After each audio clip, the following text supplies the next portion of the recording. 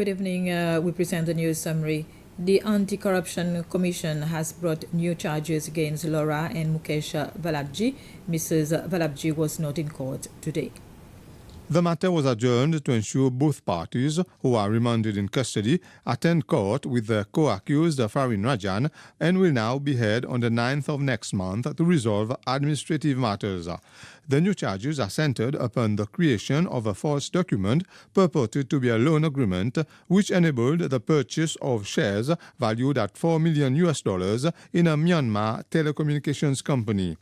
ACCS says this matter has been uncovered through the ongoing sift of the documents and enormous volume of data uplifted through the evidential searches at residential properties and offices conducted by it since 18th November last year.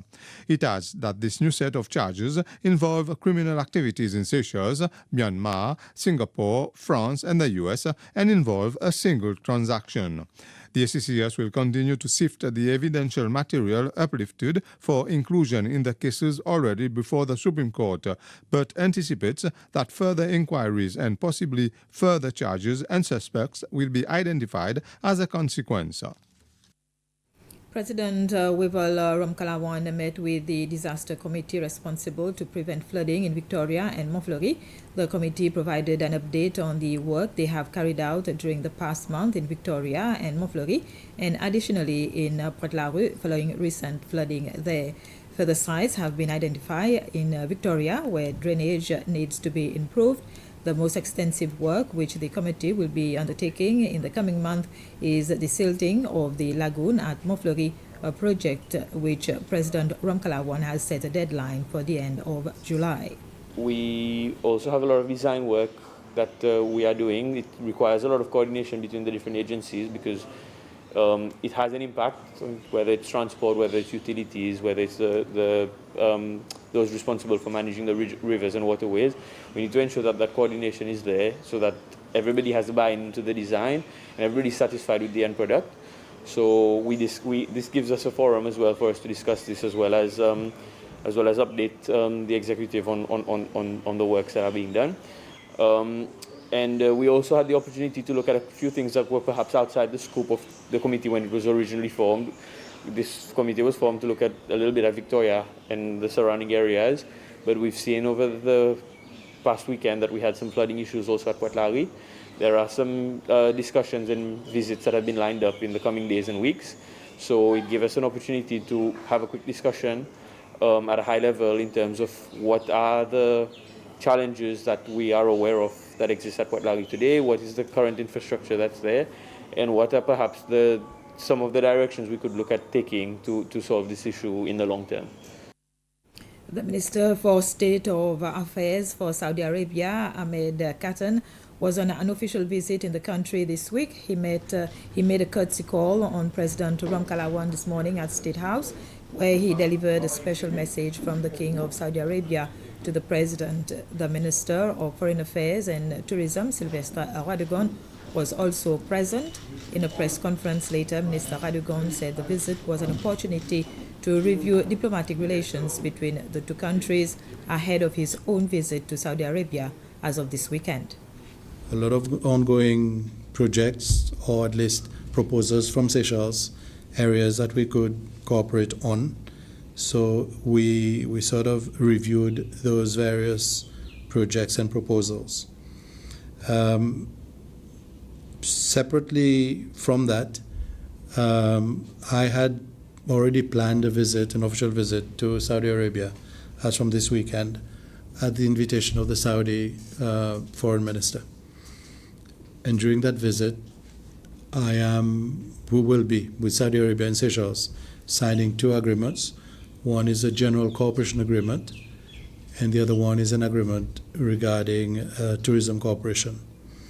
So these two agreements. I'm hoping also, not hoping, it's on the program now, that we will look at the tourism aspect. Saudi Arabia remains a very lucrative market for Seychelles. So we're looking at Saudi Arabia not only in that context, but also as a possibility of an alternative market if anything should happen on our current traditional markets, as we're seeing happening in Russia and Ukraine at the moment. The level of demand and supply in the foreign exchange market in Seychelles remains higher than previous years, but the value of the Seychelles rupee against the dollar remains stable, with a slight appreciation of the rupee against the dollar. But in general, the external value of the rupee compared to the dollar remains strong.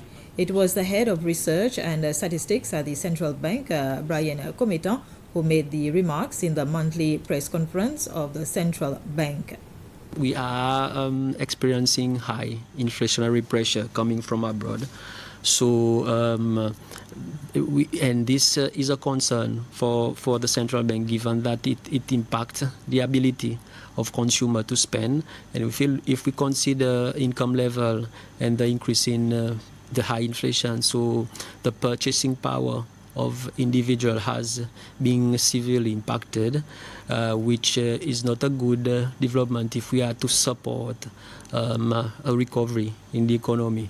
So the concern for us is that yes, the economy situation remain weak, but the main issue is how to deal with the purchasing power of individual and the high level of inflation. That is something that's not specifically for Seychelles. It is something that is worldwide at the moment. As of next month, the construction of a new vehicle testing station will start on Praslin upon completion of the tender process. The Transport Minister, Anthony Dejac, gave details of the project following a question from the Bicentan MNA, Churchill Gill, in Tuesday's Assembly sitting. The new plan for the station, which will be erected on Ile Eve, is presently at the Planning Authority awaiting approval. Minister Dejac said that the construction of the new station will take 9 months to be completed. The Fête Afrique celebrations was launched yesterday evening with live cultural music and dance performances with an African touch. The launching ceremony took place at the National History Museum in the presence of President Ramkalawan and First Lady Linda Ramkalawan, amongst other invitees. It was the Secretary General for Seychelles National Institute of Culture, Heritage and the Arts, David André, who officially launched Fête Afrique 2022. Mr. André said that Fête Afrique is an opportunity to celebrate African diversity and success. He also pointed out the importance of promoting and enhancing research platforms to improve the traditional medicine practices. Fête Afrique celebrates the diversity, contribution and the strength of our African heritage and cultural history left to us by our forefathers that we need to preserve for future generations. At this point, I would like to pay homage to our Mutia, our direct connection with our African ancestry, and proudly inscribed on the UNESCO's list of intangible heritage in December 2021. Most traditional medicine practices in Seychelles, especially those involving medicinal plants, are no longer considered taboo. Drinking un petit rafraîchissant, giving your child a bain, and the current trend of drinking some boiteau rôti in the morning are now common practices. The next step, which will benefit us all, is to institutionalize mechanisms which will establish, promote, and enhance a continuous research platform to improve the safety, efficacy, and quality of our traditional medicines. This is very important if we hope to improve accessibility to complementary healthcare through the production of researched and standardized traditional medicinal products that will have undergone through thorough validation. This was the news summary. Thank you for your attention.